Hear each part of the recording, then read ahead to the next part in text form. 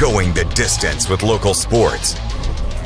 This is the X Sports Network.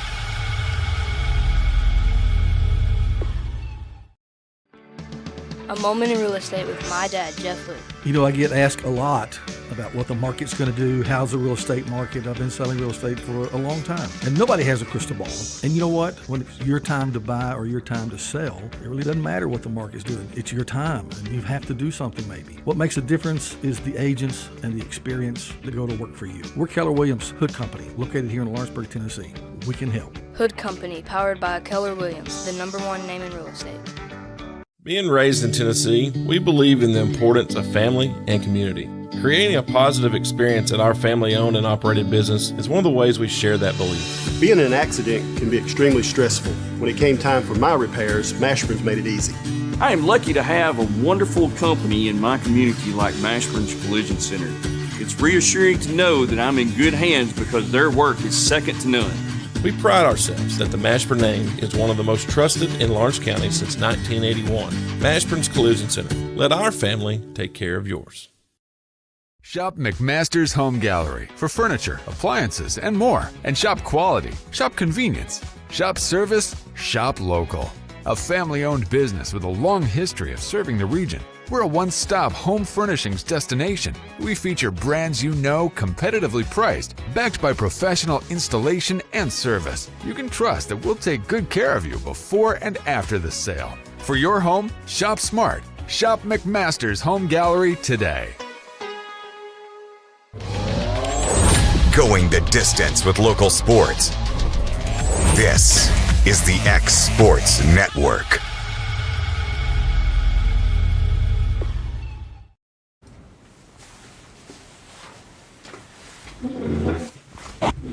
And happy Monday, everybody. Welcome into the X Sports Network here for this Monday edition of the Mark My Words College Sports Show here on the X Sports Network.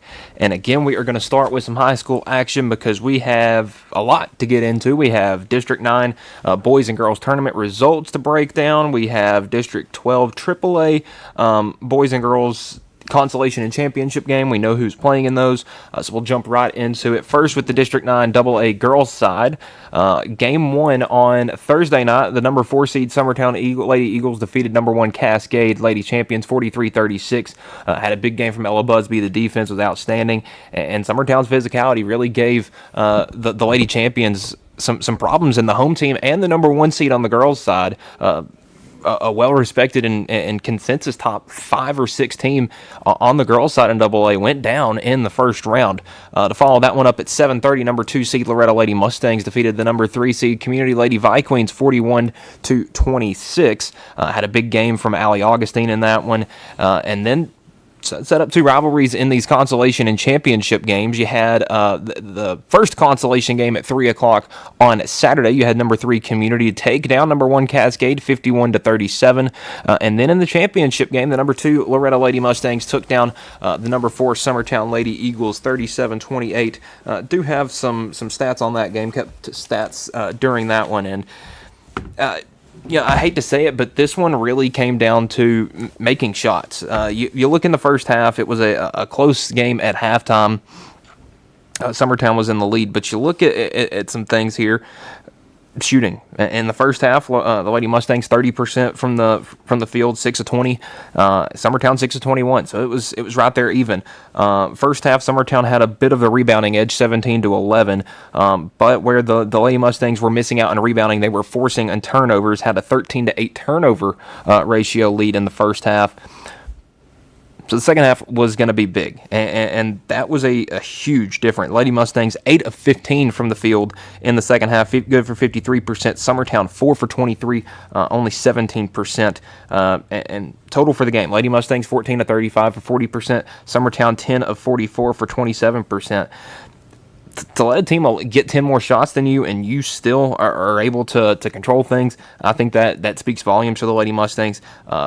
10 for 27 from 2, 4 for 8 from 3 for the Lady Mustangs, 5 from 10 from the line. Went 0 for 4 from the line in the third quarter. I think if they could redo that quarter, they would probably have a much better free throw shooting percentage. Summertown 6 of 23 from 2, only 26%. 4 for 21 from 3, 19%. And then 4 for 5 from the free throw line, 80% from the line. But the problem was those all 5 of those came in the first half. Did not get a single free throw attempt in the second half, and well, that has a little bit to do with the fouling. Summertown 6 fouls in the second half. Lady Mustangs only 4, 2 per quarter. There was only one quarter where either team got into the bonus. The Lady Mustangs had 5 team fouls in the second quarter, and that allowed the Lady Eagles to hit those 3 or 4 free throws in that second quarter. It was a great game defensively. I mean, you can see it. There were only 24 total made shots in this game, only 9 total made free throws across both sides. And I think the second half kind of tells you things. You look at rebounding. I mean, in the first half, like I said, 11 total rebounds for the Lady Mustangs, 10 defensive, 1 offensive. Summertown, 12 defensive, 5 offensive. And then you go to the second half. Summertown, only 4 defensive rebounds, only 6 offensive rebounds, so only 10 rebounds in the second half, while the Lady Mustangs were able to bring down 14 rebounds, 5 on the offensive side, 9 on the defensive side. As for the all-district team, and this is regular season, for Summertown, you had Ella Busby, Tess Long, Gabby Long, and Zoe Bonner. And from Loretto, you had Allie Augustine, Sophie Weathers, and Alexa Crosby. And I knew we had a District Freshman of the Year award on the girls' side. This went to Alexa Crosby from Loretto. And now the all-tournament team. From Summertown, you had Ella Busby, Ellie Lou Mason, and Lena Brown. For the Lady Mustangs, you had Sophie Weathers, Jessie Chance, Kinley Stutz, and the district tournament MVP, Allie Augustine. I mean, it was just it was a great tournament, and it tells you how tough this girls' side was. You know, I said on the show last Thursday, I believe it was, that the number 4 seed Summertown could come in and win this tournament, and it wouldn't surprise anybody. And through 3 quarters, it looked like that may be the case. The number 1 seed Cascade, they finished 4th. I mean, it really is tough top to bottom. You guys show up ready to go every day, and you know, the Lady Mustangs were the team that were able to get those 2 wins. So that sets up the region tournament. We'll go over that in a moment, but now we'll hop on over to the boys' side of things, where game number 1 on a Friday night, the number 1 Loretto Mustangs defeated the number 4 Community Vikings 45-41. Looking at some scores from that first game, Mason Tidwell 14 points, 11 points from Colin Wilkerson, 7 points from Cam Andrews, and a big 9 points off the bench from Cooper Burleson, 3 threes in the first half. And where Community really got their, I guess, points, so to speak, was a lot in the paint. First half, Charlie Haskins and Jackson Williams, 2 members of that all-tournament team as well, they both went for 10 in the first half, and it was a lot of paint points. Not a lot of free throws, not a lot of threes. Mustangs switched up their defense in the second half, only allowed 11 points, and were able to come away with the win there, like I mentioned, 45-41. In the second game, you had the number 2 Summertown Eagles taking on the home team, the number 3 Cascade champions. Bit of a slow game offensively for the Eagles, but Sawyer Sherman was able to come out pretty big in that one, and Summertown takes that one, number 49-46. So it sets up again Summertown and Loretto in the district championship, and Community and Cascade in the consolation game.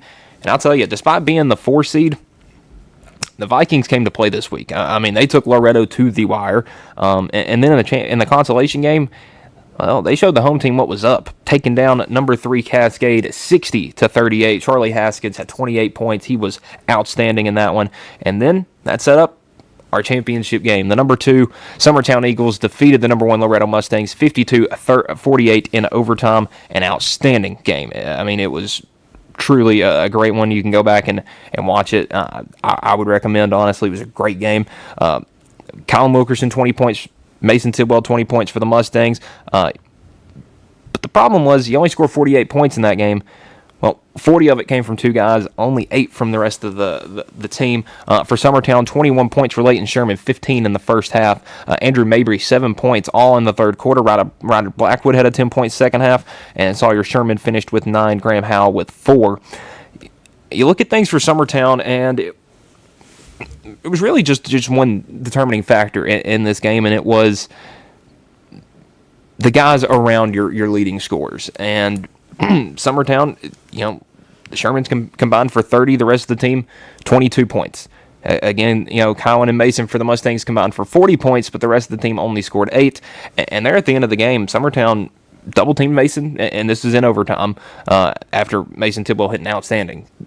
I mean, it was a fall-away, contested 25-foot three-pointer he banked in at the horn to send it to overtime. But Summertown double-teamed Mason. They face-guarded Colin and then dared the other three guys on the court, whoever it was at the time, to beat them. And weren't able to. Summertown was huge from the free throw line down the stretch, and a great win for the Eagles as they lock up the District 9 AA District Championship game. Looking at the all-district team this regular season, for Summertown, you had Leighton Sherman, Sawyer Sherman, Ryder Blackwood, and Graham Howell. And for Loretto, you had Mason Tidwell and Colin Wilkerson. On the all-tournament team, from Loretto, you had Mason Tidwell, Colin Wilkerson, and Grant Fisher. And for Summertown, you had Sawyer Sherman, Ryder Blackwood, Andrew Mabry, and the district tournament MVP, Leighton Sherman. So now we got some final district standings, at least post-tournament play. So on the girls' side of things, at fourth, the number 4 seed Cascade Lady Champions at 21-8, the number 3 seed Community Lady Vi Queens at 15-13, the number 2 Summertown Lady Eagles at 17-11, and the number 1 Loretto Lady Mustangs 17-10. Now for the district tournament, Loretto and Summertown will be hosting games. Community and Cascade will have to travel. Looking at the other district tournament, District 10, which make up Region 5. The number 1 seed, the Hickman County Lady Bulldogs at 22-5. The number 2 seed, Decatur County Riverside Lady Panthers. The number 3 seed, East Hickman Lady Eagles. And the number 4 seed, Lewis County Lady Panthers. So, the first round of the District 5 tournament matchups will be the District 9 number 1 Loretto versus the District 10 number 4 Lewis County. It will be the District 9 number 2 Summertown Lady Eagles hosting the District 10 number 3 seed East Hickman Lady Eagles 10-11. And then it will be District 9 number 3 Community traveling to District 10 number 2 Riverside. And then District 9 number 4 Cascade traveling to District 10 number 1 Hickman County. An extremely interesting game right there, because you have a girls team that's 22-5, a girls team that's 21-8, and only one of them gets to advance. And then it makes it even more interesting if, say, Summertown wins that game, because then you have a 17-win team waiting for a 21 or a 22-win team for a chance to play in the sub-state. It's just incredibly difficult all across things. And again, so the matchups, the 17-10 Lady Mustangs versus the 4-19 Lewis County Lady Panthers, and then the District 9 number 2 Summertown Lady Eagles and the District 10 number 3 East Hickman Lady Eagles. So both of those will be at home on Friday. The boys' game slated for Saturday as of now. Things are obviously subject to change. So the District 9 boys final rankings: the number 4 Cascade Community, or the Cascade Champions at 15-13. The number 3 seed Community Vikings at 17-11. Number 2 the Loretto Mustangs at 15-10, and the number 1 seed Summertown Eagles at 21-5. Now the District 10 boys final rankings on the other side: the 4 seed East Hickman Eagles at 2-19. The number 3 seed Riverside Panthers at 12-16. The number 2 seed Lewis County Panthers at 17-8, and the number 1 seed Hickman County Bulldogs at 18-8. So, on the boys' side for the District 5 AA tournament, our first round action will be the District 9 number 1 seed Summertown 21-5 taking on the District 10 number 4 seed East Hickman Eagles 2-19. So we have both Eagles teams taking on the other Eagles team, Summertown versus East Hickman. The District 9 number 2 Loretto Mustangs will play host to the Riverside Panthers, the District 10 number 3 seed, 12-16 on the season. The District 9 number 3 team Community, 17-11, will go on the road and face the District 10 number 2 seed Lewis County. We've seen that team play all 3 of our in-county teams: Lawrence County, Summertown, and Lawrence County and Loretto. That's a good Lewis County team. So, and we know how good that Community team is as well. So, a very intriguing matchup there. And then the District 9 number 4 Community Cascade Champions will travel on the road to take on the District 10 number 1 Hickman County Bulldogs. So that kind of wraps things up for AA. We will have, I'll have times, locations, dates for all these games later in the week, but as of now, those are the matchups. Don't know necessarily when they are, but on the girls' side, you have Loretto and Summertown hosting, and for the other district, Hickman County and Riverside. On the boys' side, Loretto and Summertown hosting, Hickman County and Lewis County hosting on the boys' side. So now we'll jump things over to District 12 AAA. we got some girls action tonight. The consolation game going on over at Tullahoma High School will be the number 1 seed Tullahoma Lady Wildcats and the number 2 seed Franklin County Lady Rebels. That game at 6 o'clock. And the championship game tonight, you'll have the number 3 seed Lawrence County Lady Cats taking on the 4 seed Giles County Lady Bobcats at 7:30. Giles County had a big game where it was able to upset number 1 seed Tullahoma. Lawrence County was able to get the leg up on Franklin County on Friday night, which sets up a 3 versus 4 seed championship game, which is going to be a ton of fun. Lawrence County was able to have some success against Giles County this season, so you would think that things are leading towards them, but you're going to play a Giles County team that has a ton of confidence coming off that win against Tullahoma, but you've had the weekend to talk things over. On the boys' side, this will be tomorrow night. In the consolation game, you'll have the number 4 seed Lawrence County Wildcats taking on the number 3 seed Marshall County Tigers. Marshall County, close loss to Giles County on Friday, and that sets up the championship game for Tuesday night between number 1 Tullahoma and number 2 Giles County. And we will have region tournaments and stuff. I'll have those brackets on Wednesday's show as well. So we're going to take a quick break, and when we return, we're going to break down all that happened this weekend in college basketball and in college baseball, because we have a ton to talk about there, and that will be when we return on the Mark My Words College Sports Show.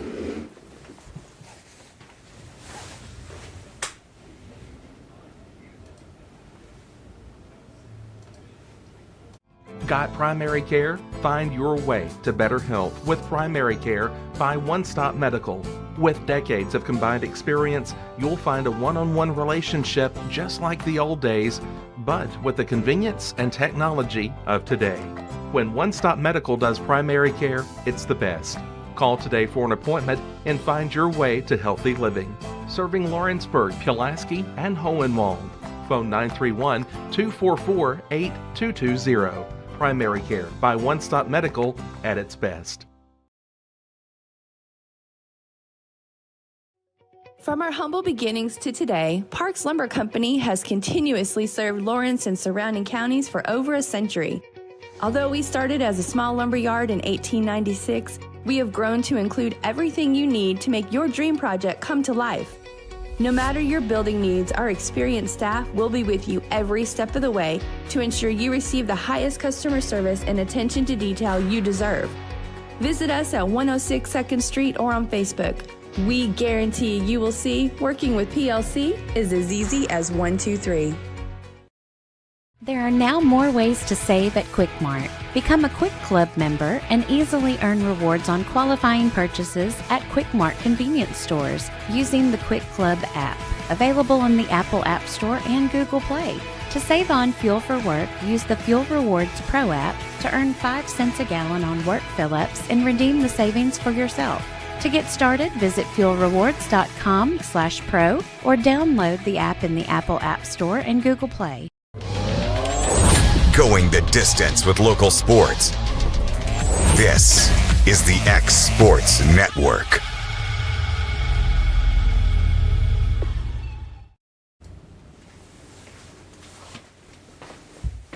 And welcome back to this Monday edition of the Mark My Words College Sports Show here on the X Sports Network. And as we wait for the clock to tick towards noon, we will look over this weekend's college basketball action as we prepare for the new AP Top 25 poll. So we will first go look at Saturday's action when we had a ton of great games.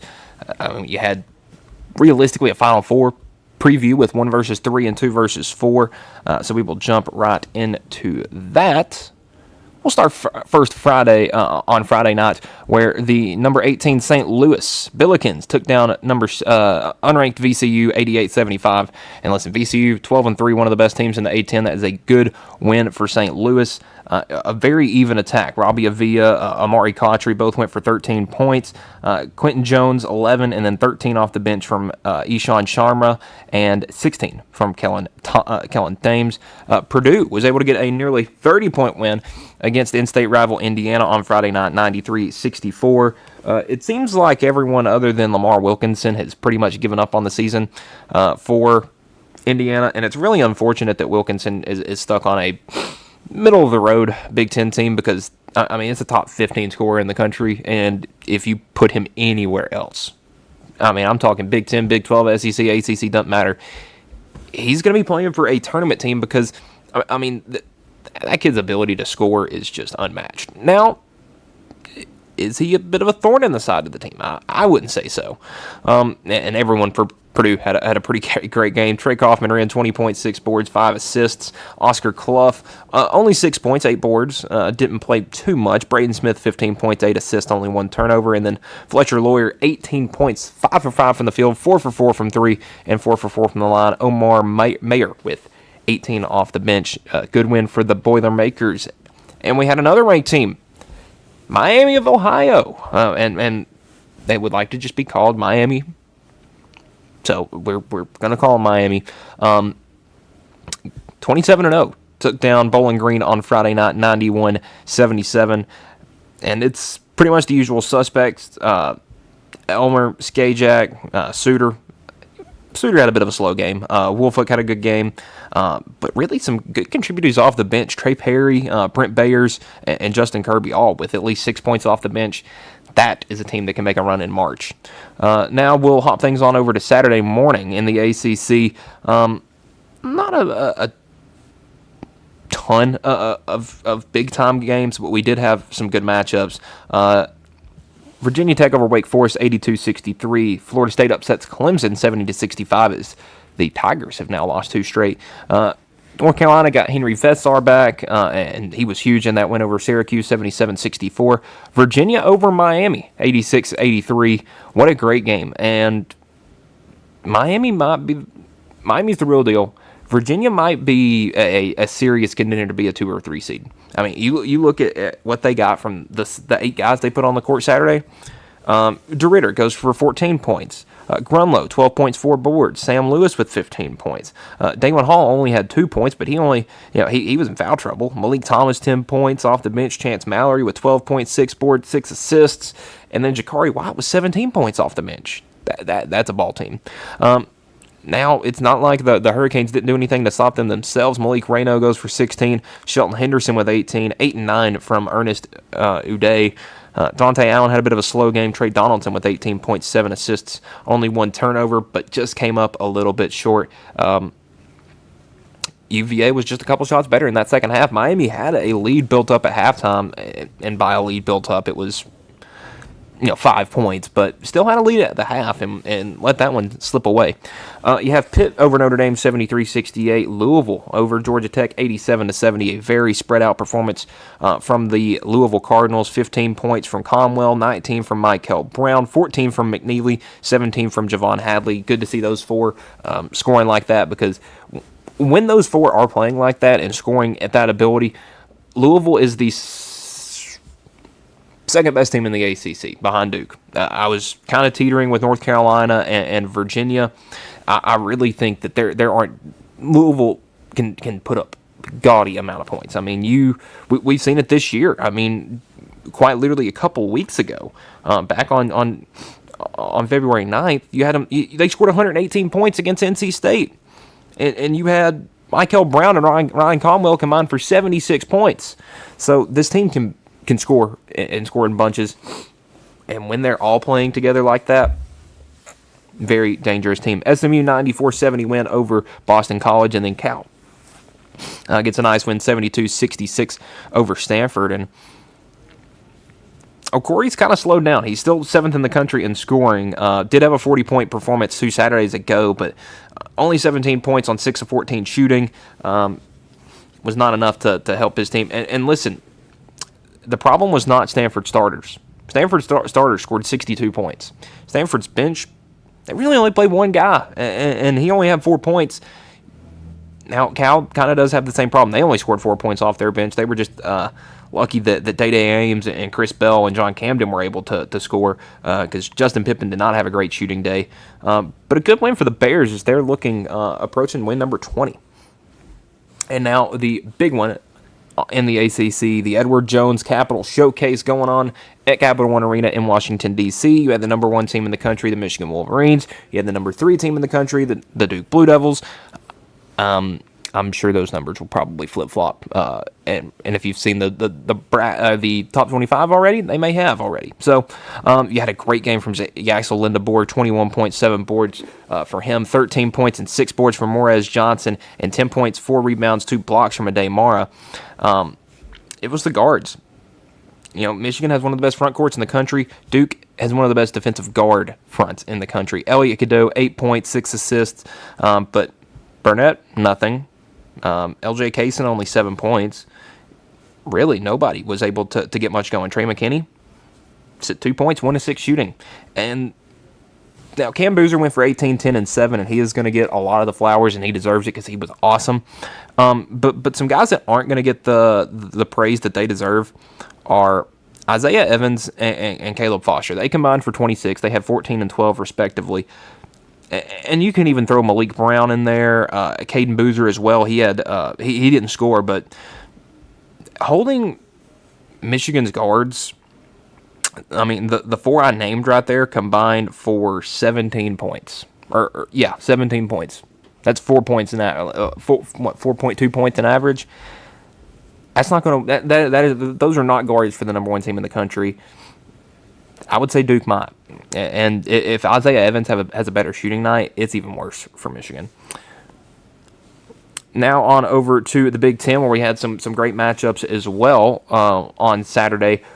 We have Minnesota over Rutgers, 80-61. Seems like Minnesota is starting to get things right as they're trying to get back to 500. It's been a tough season for the Golden Gophers, no doubt, but Cade Tyson, really happy that this guy's able to have the season that he deserves, I would so to speak, because he was a highly touted transfer 2 years ago, goes to UNC, plays like 2 minutes a game, doesn't even see the floor, and this year there were some concerns. But he has a 30-point performance in his first game. A week later, he goes for 27. 2 weeks after that, for 29. Went for 38 against Texas Southern. Now, you enter conference play. Just in conference play. 17-15 in his first 2 games. They hop out of conference play for a little bit. 24, 16, 20, 14, 15, 15, 12, 17, 17, 12, 22, 12, and 27. And that's with averaging 6 to 8 rebounds a game. And he's averaging 3 assists as well. Love to see the senior having a big year and a good win for Minnesota. Nebraska 87-64 victors over Penn State. Bryce Sanford goes for 33. Braden Frager goes for 15. And then Sam Hoiberg with 11. Rank Moss and Jamarcus Lawrence only had to go for 8 points and 9 points. None of the starters played more than 35 minutes. Great win for Nebraska. Maryland, 64-60 winners over Washington, and Oregon getting the 1-point win over USC. And I said it on one of our shows here. It wasn't this show, but was one of our other shows here on the Exports Network. We were talking about Mick Cronin, and I had my thoughts on him, and he has since went out and apologized and said he apologized to Mr. Jamerson, who played a whopping 2 minutes in this game Saturday night that went to overtime. They played 45 minutes or 46 minutes, and he played at 2. Nonetheless, I said that, man, Illinois just beat USC by 36. What are they going to do to UCLA? I mean, this is crazy. They're going to beat them by 40. Mick Cronin's going to explode on the sidelines. And then I was joking and said, knowing college basketball, UCLA's probably going to win this game, and they did. And it's funny because Illinois had a similar thing done to them last year with Tennessee, the going coast to coast for the buzzer beater layup. And funny enough, Donovan Dent actually had a very, very similar play from when he was at New Mexico. Great win for the Bruins. And listen, they're sneaky. They're right around there with the Purdue's and the Michigan States and the Wisconsins of the world in the Big Ten. Keep an eye out for them. And man, Michigan, especially with them going out of conference and Illinois suffering a loss, their lead in the conference is just growing. Now getting close to 3 games. So now on over to the Big 12 on Saturday, where we had a great collection of matchups. We'll start in Lawrence, Kansas, where number 8 Kansas suffers their largest loss at home as a top 10 team to an unranked team since 1953. I believe that was the year, but or maybe it had been like 53 years, something like that. But I mean, that still puts you in the mid 70s. Cincinnati, man, a couple of weeks ago, they lost at home to Cincinnati, or to West Virginia, and it was an ugly game, 59-54. You go look at some the team stats on that one, and West Virginia or Cincinnati shot 36% from the field, 30% from three, and 78% from the line. It was just not a great game for them. Wes Miller, their head coach, comes out after the game and says, "You know what? You guys should be embarrassed because I am. That's not how we play basketball." Well, they follow that up with a 20-point win over UCF, a 30-point win over Kansas State, a 4-point win over Utah, who has started playing much better basketball, and then they go to Lawrence, Kansas. They jump in the fog and they take it over and absolutely dominated Kansas, 84-68. Baba Miller goes for 18.7 boards, 8 assists. Mustafa Tain, this was the big dog, 28-8. And Flory Badunga had a great game, but Bryson Tiller didn't. That guy was holding down the post. 10 points from Day Thomas, 14 points from Jalen Celestine, 8 boards as well. And you know what? Not a lot of turnovers. They out-rebounded Kansas by 10 at home. Turnovers were even, and Darren Peterson, 7-17. There was a photo that came out from this game of Cincinnati players huddled up, Kansas's players huddled up, 4 of them, and then Darren Peterson, walking down the court. Seems like he doesn't care to be in that huddle. Seems like the huddle doesn't care to have him. Are we just making up a lazy narrative? Probably. Because Peterson did play 32 minutes in this game. He didn't just want to check out halfway through, and it's probably because his team was getting their butt kicked, but and another interesting thing, so this dude's a guard. Guards typically pass the ball. Since the start of the year, and I'll get the calculator out just to make sure we get these numbers right, and they're not big enough to need a calculator, I'll tell you that much. But we'll start just from the top of the year at that game at UCF, and we're going to look at assist totals since then. 1, 1, 2, 1, 3, 0, 1, 1, 1, 0, 0, 1. He has 12 assists this year. And you can go back before that, and it's about the same number. It's 11 assists. He has 23 assists on the entire year, and he's played close to 20 games. I get you're a scorer, so passing is not your thing, but Flory Badunga, your big man, had at least 3 in this game, and he averages more assists than you. Your center. And you can tell that Bill Selfs is upset as well. Kansas' head coach, talking about. I believe it was. I don't think it was after Saturday. I believe it was after their game on Wednesday against Oklahoma State, talking about changing the narrative. And how do you change the narrative? You just play. And Peterson's minutes did go up against Cincinnati, and he didn't look like he didn't want to be out there. But I'm starting to think that maybe this noise from the media is starting to get to Kansas as a team, and are they going to start to realize that they might be better without him on their team? Who knows? Texas Tech first game without JT Toppin went actually very well. 100-72 win over Kansas State. Now Kansas State's got a lot of problems going on in their program, so this is a good first game. All the starters go for double figures. Lawan Watts with 19 points and 6 rebounds. Luke Bamboy goes for 12 and 6. I would say he's probably going to be one of the guys trying to fill in for Toppin, the sophomore out of London. Jalen Petty goes for 10 points, 3 boards, 4 assists. Donovan Atwell with 26 points and 3 boards. And Christian Anderson, 21 points, 5 rebounds, 9 assists, 1 turnover. Love that stat. Texas Tech up to 20-7 on the year. They're going to fall in the rankings due to losing Toppin, but I think they've earned some respect, as has this team down here. Number 23, BYU. They lose their point guard. Well, I'm not sure if you necessarily consider him point guard, but your leading scorer, one of your leading scorers in Richie Saunders, was going to be probably a close to first-team all-conference level player, and you lose him. Well, and Robert Wright, nothing against him, hasn't been playing his best ball as of late. If I told you that BYU was hosting Iowa State someone I think is one of the best teams in the country. Robert Wright was going to score 6 points, and BYU was not going to have Richie Saunders. I mean, you would have just asked how much did Iowa State win by. Well, BYU got the win. And A.J. DeBonsa goes for 40 minutes, 29 points, 10 rebounds, 9 assists. I mean, was 1 assist away from another triple-double. He's incredible. And I'll tell you, what's made him even more incredible is him elevating his teammates after the loss of Richie Saunders. Kennard Davis goes for 17 points.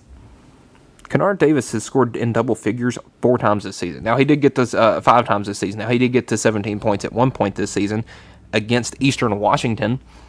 Just a great win for BYU. And they held Iowa State to not great shooting numbers, but they out-rebounded them, and they forced them to turn the ball over. And that's how you get extra shots, and that's how you win ball games. Great win for BYU, and a just confusing loss for Iowa State. UCF only a 2-point win over Utah. And listen, the Utes only have 2 conference wins, but you look at some of their past ones, 12-point loss to Kansas, a 14-point loss to Utah, 4 points to Cincinnati, 5-point win over West Virginia, a 2-point loss to UCF. Now, these aren't necessarily the top dogs, necessarily, Cincinnati, West Virginia, and UCF, but there's some good teams. Good win for UCF, though. TCU over West Virginia, 60-54. Baylor over Arizona State, 73-68. Cam Carr for Baylor goes for 13 points. But had one of the best dunks, in-game dunks you'll see on probably around the country the entire year. Over to the Big East, where we actually had some good competition again this weekend. St. John's nearly a 30-point win over Creighton, as I mentioned, good competition. But UConn-Villanova, that was a 10-point game, a good win for UConn as they improved to 25-3 on the season. But listen, with Seton Hall getting a win over Georgetown and improving to 19-9, are we looking at a 4-bid league? UConn's in, St. John's is in, Villanova's there. Probably more of a fringe team. Seton Hall. Where does Seton Hall go? I think if they keep winning, and let's look at the remainder of their schedule as we come down the wire. They do got UConn on Saturday, but they don't have they got a bye. Xavier and Seton Hall, and St. John's. So they're gonna have to earn it. Go 2-1 in those games, you're probably in. And then Providence over DePaul, 71-68. So now we will jump over to the SEC, where we had some great matchups on. And actually, I just remembered, I forgot a matchup in the Big 12 on Saturday.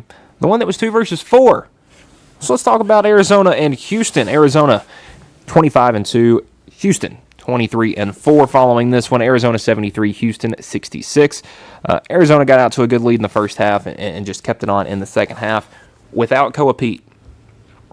And you know who was a dog once again? Anthony Del Orso.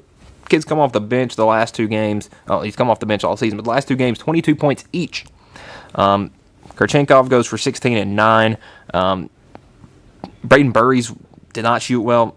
Krivas did not shoot well. Awaka did not shoot well. Jaden Bradley was all right, enough to get 17 points, but Anthony Del Orso was the real champ in this one, and huge for Arizona. For Houston, yeah, they shot really poorly. 36% from the field. Signac had 10 and 13, but Joseph Tugler, only played 18 minutes. And I really like JoJo Tugler, and I think he is one of the best big men in the country defensively. But can he play more than 20 minutes in a game, a big game? Because he gets in foul trouble a lot. Like a lot. Let's just look at his past couple of games this year. The junior out of Monroe, Louisiana. Fouls, 4, 3, 2, 2, 5, 2, 2, 4, 3, 3, 3, 4, 3, 3, 3, 4. And then we go back, you look, and those are just power conference games. I'm not looking at the other ones. You go back from before the new year, 4, 5, 3, 5, 5, 4, and 4. Those are all of their power conference games. If he can stay out of foul trouble, he is so good, and probably wouldn't have let Kurchenkov go for 16 points. But when he's not on the floor, he's not helping you. And that many fouls is also a problem. 17 points and 8 assists or 8 rebounds for Kingston Flemings. 9 points from Milos Uzan and 14 points from Emmanuel Sharp. Did not shoot well. Was able to get to the line a ton, but 2 from 11 from the field. Great win for Arizona. and we'll look at conference standings after we go over the AP Top 25, but not before we look at the SEC on Saturday. And we will start. Let's start on the Plains at Auburn. Auburn Tigers get a nice win over Kentucky, 75-74. You ask Mark Pope what he thinks of the game. He is not happy. You ask Stephen Pearl what he thinks of the game. I think he would be pretty pleased. Play at the end of the game. Colin Chandler for Kentucky trying to get open. Uses his forearms to try to gain some separation, and it's a 50-50 call. Was it a foul? Yes. Do you call it in that moment? No. Because every player in the country that is getting pressed or pressured like Auburn was putting on to Kentucky, you're going to have to push to get separation. Because, trust me, both teams are fouling here. And it didn't go Kentucky's way.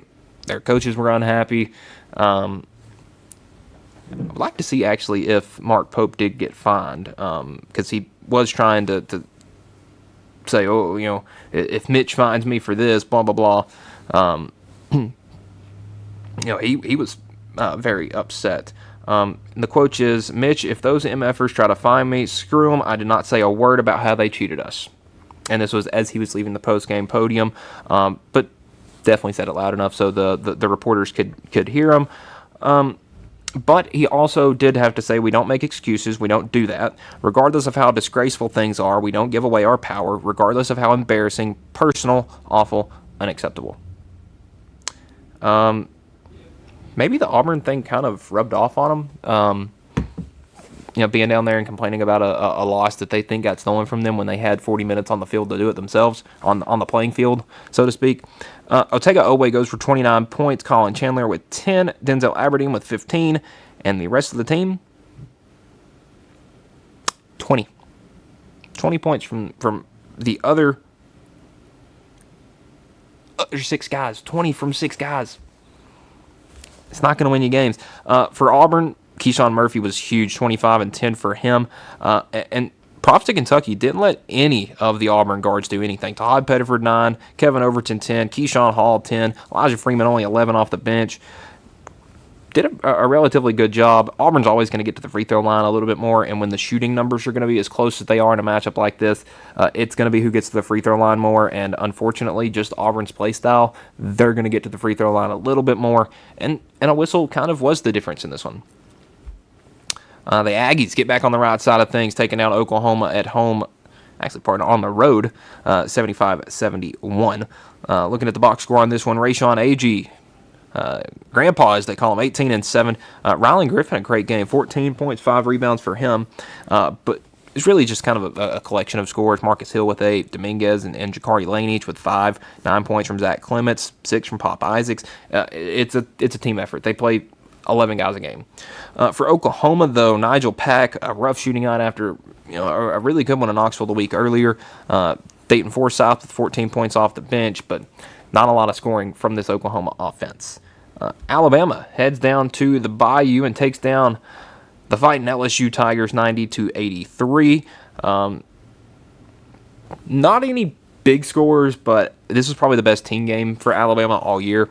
London Jemison, 12.6 boards. Amari Allen, 16 and 6. Aiden Sherrill, 12 points, 10 boards, 4 blocks.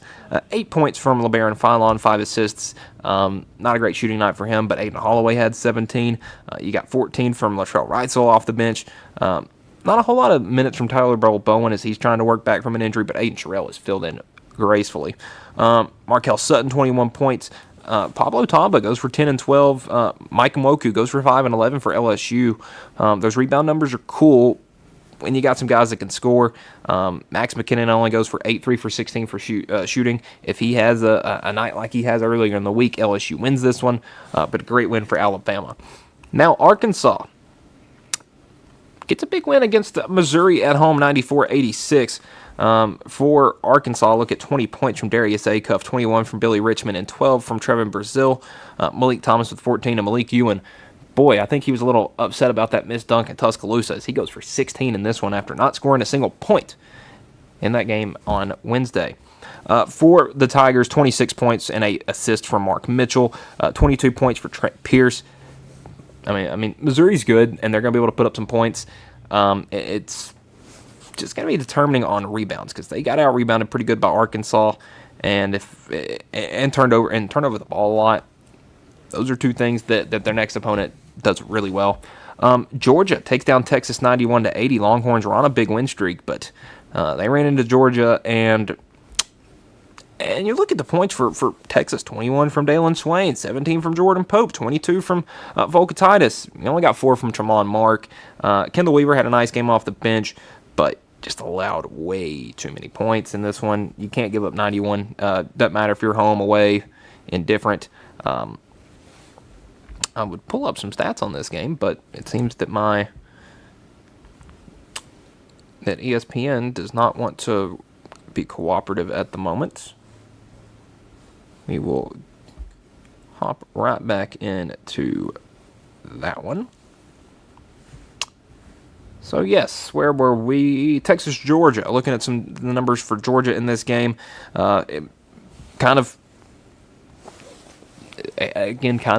spread out. 13 points from Cannon Ketchings. He hit 3 threes, 13 points. Only 1 rebound from Somo Cyril. Marcus Smurf Millender goes for 15 and 5. Blue Cane, 12 points, 4 boards, 5 assists, 19 points from Jeremiah Wilkinson off the bench, and he was huge. Georgia, 19-8 through the year. I thought they may struggle in the SEC, but I'll tell you, this may be Mike White's best team in Georgia, and he's had a lot of talented guys come through Athens since he's been there. Highest scoring game of the day in the SEC: South Carolina 97, Mississippi State 89. Josh Hubbard shot 4 for 20. That's the only line in this game, because Mississippi State, not a great defensive team. South Carolina, not a great defensive team. So these teams are going to be able to score. And pretty much who showed up to the ballpark that day, you got South Carolina that shot 55% from the field, 50% from 3, 85% from the line. And then you have a Mississippi State team that shoots 45% from the field, 30% from 3, and 57% from the line. A good win for the Gamecocks. I believe that is their 3rd conference win. Florida, a nice 20-point win over Ole Miss, 94-75. Alex Condon, 24 and 4. Thomas Houck, 20 and 9. 11 points, 10 assists from Xavier Lee. Boogie Flan goes for 11 points. Ruben Chinyelu didn't have to score a whole lot in this one. Urban Klavjar, though, 15 points off the bench. And now the big one in Nashville, Tennessee 69, Vandy 65. Was an ugly shooting game from both squads. Both teams below 45% shooting. Vandy 39% from 3, Tennessee 33%. The Vols able to get to the free throw line a couple more times and out rebound Vanderbilt, which is a positive, 39-30.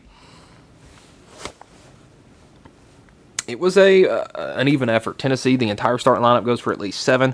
Jalen Carey in his return to Knoxville goes for 7.7 rebounds.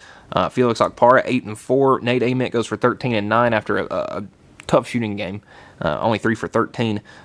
Jacoby Gillespie hit a trio of big threes, goes for 17 points. Bishop Boswell, though, down the stretch was awesome. Dwayne Brown, 8 points off the bench. Ethan Berg gave you some valuable minutes. Came in, scored, didn't turn the ball over. Had a couple fouls, but that's going to happen. Amari Evans was played well as well. I mean, Tennessee's defense on the main guys for Vanderbilt. You look, Tyler Tanner had 16. Well, and that's going to be just below his average. But you look at the way he's been playing lately. Tennessee, he's been 20s, 30s. So a very low scoring game from him. Devin McLaughlin hit a couple of threes. Didn't know he had added that to his game this year, but looks like a very serviceable 3-point shooter. He had 11 points, 5 rebounds. Jalen Washington goes for 8 points and 10 boards. And that was a big get in the portal for Vanderbilt from UNC last year.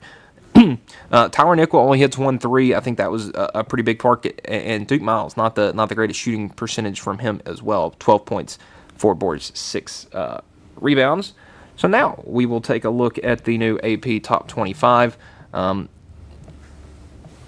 of curious to see what we get because we've had a bunch of games, a bunch of Top 25 matchups recently, so I'm really curious to see where we're looking at here. So we will start at some teams. Do we have anybody drop out? We did, but Wisconsin dropped out. They're just on the outside, as is St. Mary's, Villanova, Miami, Florida, Utah State, NC State, and SMU, as is Texas A&M. So number 25, down 6 spots is Vanderbilt. Down 3 spots goes Louisville. Down 5 spots. Wow, surprised to see them still ranked after the loss. But St. Louis, still with a number by their name at number 23. Tennessee Volunteers back in at number 22. Miami of Ohio up 1 spot to 21. Arkansas at number 20. Didn't move following the loss. I mean, it was a close loss, so you don't want to tear them down too much for that. BYU up 4 spots following a week in which they had a loss, but a big win, I guess, substitutes for that. North Carolina down 2 spots to 18. Alabama up 8 spots. Wow, that Arkansas win must have really been huge for them. And it's funny because you have Tennessee, Alabama, and Arkansas all with the same record, and, well, it's funny with the rankings because you want to have Arkansas above Tennessee because Arkansas beat Tennessee, but Tennessee beat Alabama more recently. But Alabama beat Arkansas. So it's one of those never-ending story things. Texas Tech down to 16. St. John's up 2 spots to 15. Kansas down 6 spots to number 14. Well, hey, they had like a 20-point loss last week and went up a spot. So I don't know what's up with that. Michigan State up 2 spots to number 13. Nebraska falls a couple spots down to 12. Virginia up to 11. Illinois stays put at 10. And again, if you go across the country, and I'm actually going to bring up a quote from Brad Underwood, as Illinois went 1-1 on their West Coast trip and don't fall any. Brad Underwood was talking about the struggles I believe that was the way that the reporter framed it to him, and he was talking about, what struggles. We fly charter, we stay in nice hotels, we get good meals. All they have to do is show up and play a basketball game. And I'm glad we finally have a coach say it because, funny enough, the coach that ended up beating his team on Saturday night is a guy that hates all the stuff and thinks that traveling is the worst thing in the world. Gonzaga up 2 spots to number 9. Purdue falls a spot to number 8. Florida up 5 spots to number 7. Finally getting some dang respect. This Florida team, they're not as good as they were last year, but they're up here with these teams that I'm about to name. UConn at 6, Houston at 5, Iowa State at 4. Goes up 2 spots following a 10-point loss at home. Or that was on the road, actually. Michigan down 2 spots, Arizona up 2 spots, and Duke at number 1. So you have Duke, Arizona, Michigan, Iowa State, Houston, UConn, Florida, and Purdue in the top 8. Those will be your top 2 seeds overall as of right now. Man, it's college basketball fun. So now we're going to veer off to the side and look over at some baseball. Love a good weekend of baseball in the SEC. So we'll take a look at how things are going. Let's see. All right, so the SEC went, 15-1 this weekend. And the one team, it's the boys in orange. We'll get to it. Alabama, a 3-game sweep over Rhode Island. Arkansas, a 3-game sweep of Xavier. Auburn sweeps Kansas State, Florida State, and Louisville. Great 3 wins right there. Florida sweeps Kennesaw State 3-0. Georgia sweeps Samford 3-0. Kentucky takes down Evansville on the road in a 3-game set, 2-1. LSU goes undefeated against Indiana, Notre Dame, and UCF. Mississippi State 3-0 sweep over Delaware. Missouri 3-0 over New Haven. Oklahoma goes 3-0 over Coppin State. Ole Miss goes 3-0 versus Missouri State. South Carolina 2-1 against Army, Navy, and Air Force in there. Salute to the troops weekend. Texas goes 3-0 over Michigan State. Texas A&M goes 3-0 over Penn.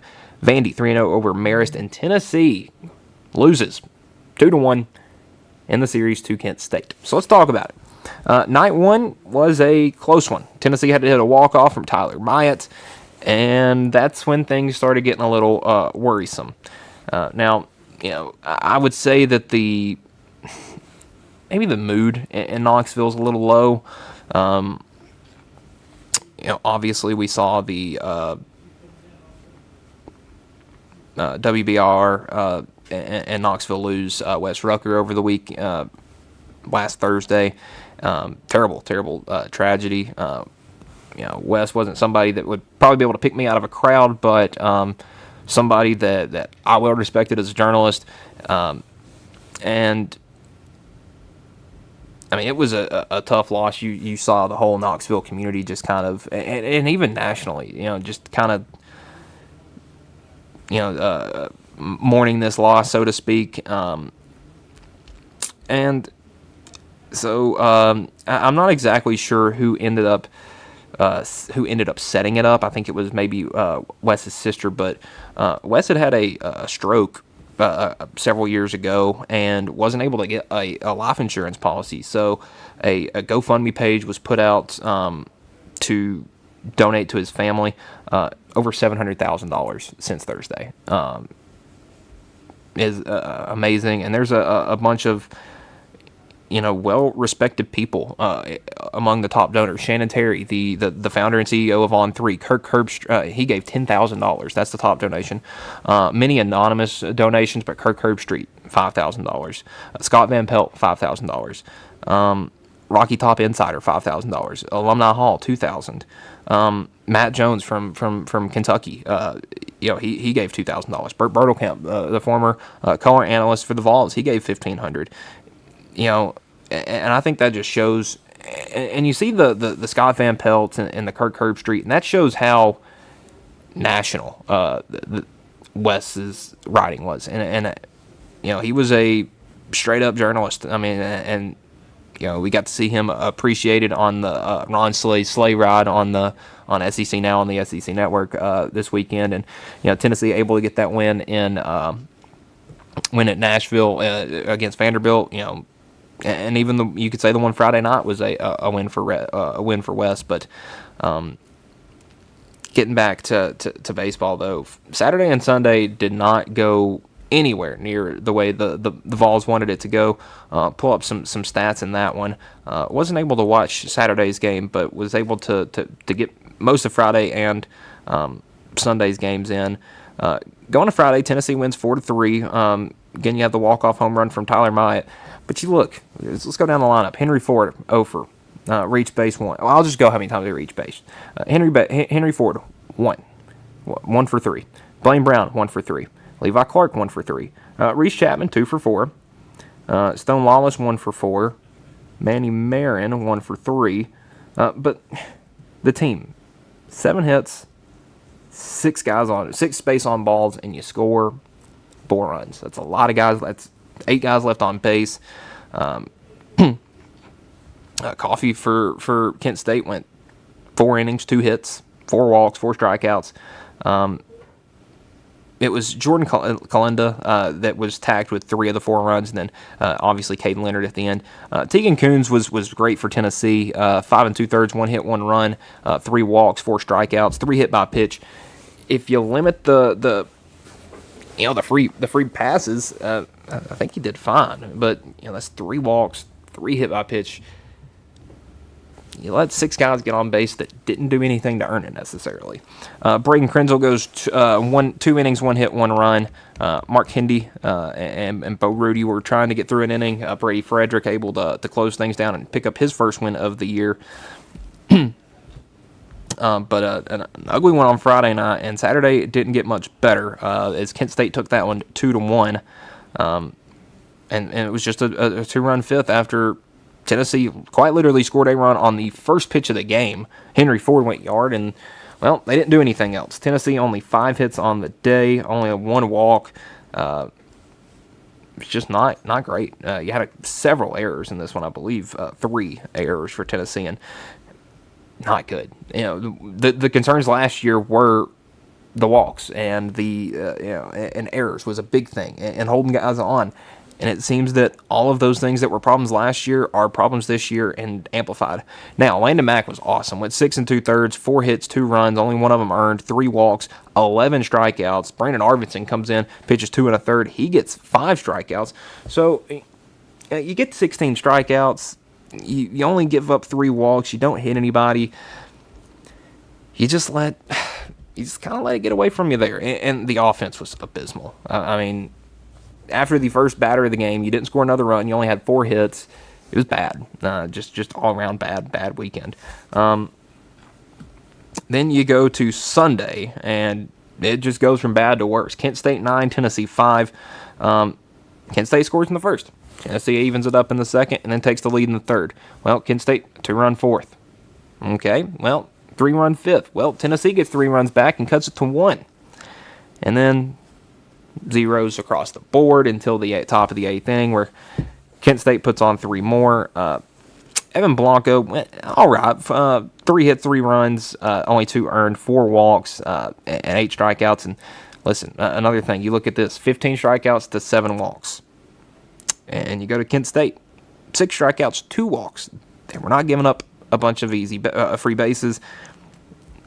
And you know, Tennessee hit the ball much better, 7 hits, but it was the top guys, really. But you look at a lot of the guys' stats this year. I mean, you look, Henry Ford, Reese Chapman, Stone Lawless, Jay Abernathy, Blaine Brown, and Tyler Myatt all batting above 300, but nobody's batting 400. And everyone else is batting, other than that, is batting below 200. And a lot of those guys are everyday guys. Levi Clark, 160, everyday guy. Newstrom has been almost an everyday guy. He's 1 for 176. Ariel Antigua, 188. Tyler Myatt needs to be getting more at bats. Dude has a OPS over 1,000, over 1,400. It's by far the highest on the team. In 13 ABs, he is like third on the fourth on the team in hits, and you know, like a third of the amount of at bats. Slugging 900. You got to get the dude in the lineup. The pitching, I'm not as worried about the pitching. Tegan Coons is going to be fine. Landon Mack is going to be fine. Evan Blanco is going to be fine. What I'm worried about is the walk numbers, because on the season, Tennessee 89 strikeouts, 21 walks.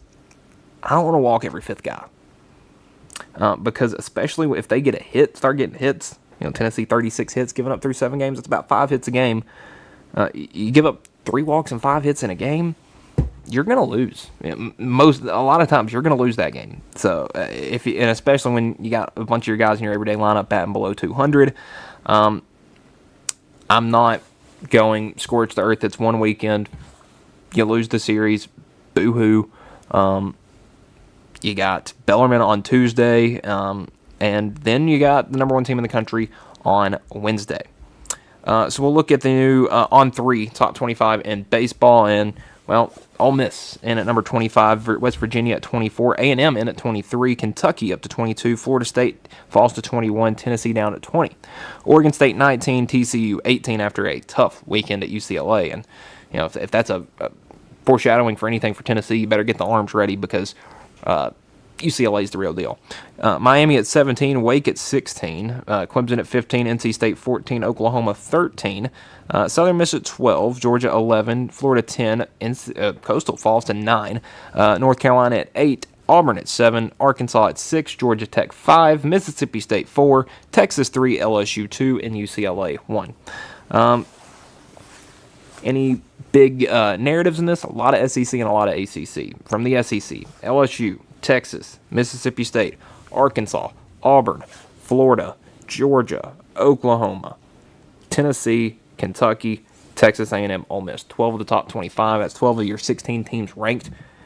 And Vandy's not one of them. And trust me, Vandy's legit this year. They just had a rough weekend that first weekend. The ACC, you have Georgia Tech, North Carolina, NC State, Clemson, Wake, Miami, and Florida State. So you have 7. That's 19 of your top 25 from 2 conferences. They made up all of Omaha 2 years ago, and will probably be more of the same. Softball America, more of the same. Tennessee still at 1, Texas Tech at 2, Texas at 3, Bama all the way up to 4, Arkansas 5, Florida 6, Oklahoma down to 7. They had a rough weekend. They lost to like Long Beach State or something. Oklahoma softball. I mean, crazy. Nebraska at 8, Florida State up to 9, UCLA to 10, Virginia Tech 11, Georgia 12, Oklahoma State 13, Oregon 14, Virginia 15, Mississippi State 16, LSU 17, A&M 18, Arizona 19, Stanford 20, South Carolina 21, Duke 22, Grand Canyon University at 23, Penn State 24, and UNC at number 25. Also, some relatively recent news. As of an hour ago, Charles Bediako has filed an appeal to the Alabama Supreme Court amid his eligibility denial. He is seeking interim injunctive relief allowing him to play while the appeal is pending. Dude, I mean, this is already the third time we've had to tell you to just get a job? Listen, Alabama is just fine without you. You can stay and get your degree. But, dude, put the basketball behind you. I mean, the NCAA's already come out and said that if too many of these guys keep coming back, they're going to start wiping games, wiping records, wiping results. That's not something we want. Last Friday, Joey Aguilar's appeal was denied. And this is where I start having a sort of problem with the whole thing. And it's that it's not consistent across the board. Now, as a college football fan, don't want Joey back. You had your years. It was a fun fall in Knoxville. Go on to the NFL, which it looks like he's going to try to do, appearing in the Combine. Go on to the NFL and start your career. But you have so many guys elsewhere, like Trinidad Chambliss at Ole Miss. He's probably going to be your Heisman favorite going into the year, and may win the thing. The problem is he can get an appeal and come back for another year, and other guys cannot. And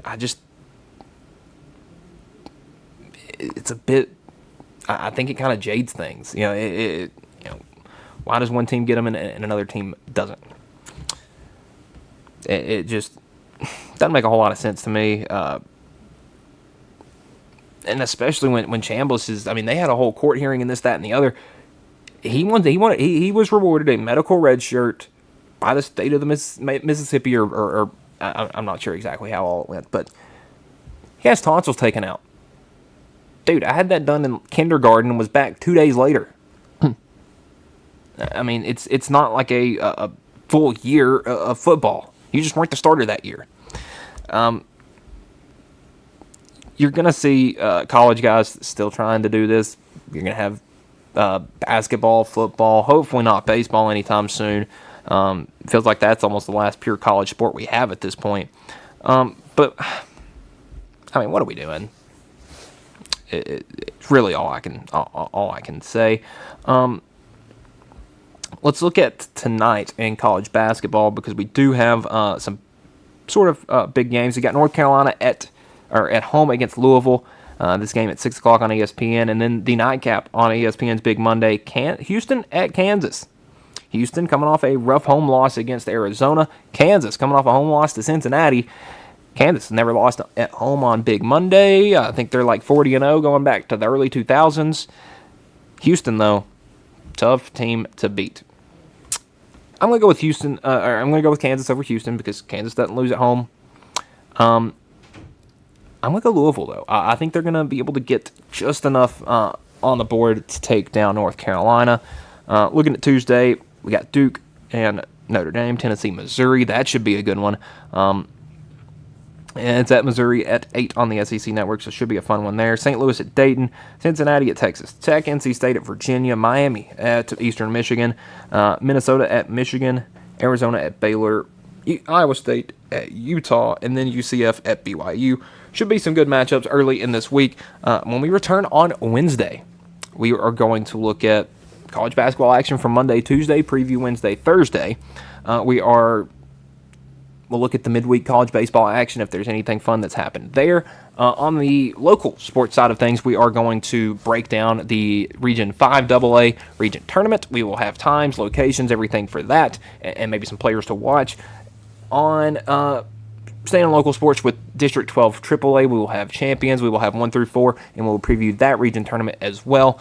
So that will do it for this Monday edition of the Mark My Words College Sports Show here on the X Sports Network. Hope everyone has a good day and tries to stay warm, and we'll see you on Wednesday.